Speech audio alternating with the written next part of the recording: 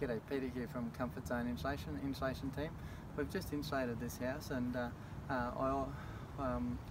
these vents here at some point in the future are going to start rattling and squeaking because the bearings do wear out on them, and the customer, rather than have that happen, wants us to pull them out because they're actually a negative R value during winter, and they're more concerned about the winter cold than the summer heat at the moment.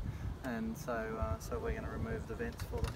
So there's just these tiny little screws in the vent that hold it on, so I've taken out two already, but take out these other couple,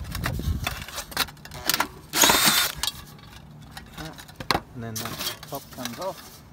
Put that down so it doesn't roll away, and then there's this strap here, which is actually riveted on, but and screwed on inside.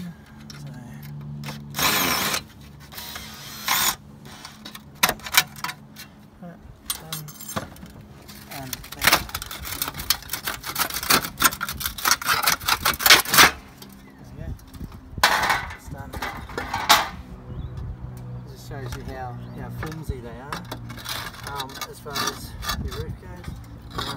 And then to get it back in, just lift it up on the top there. Hold up.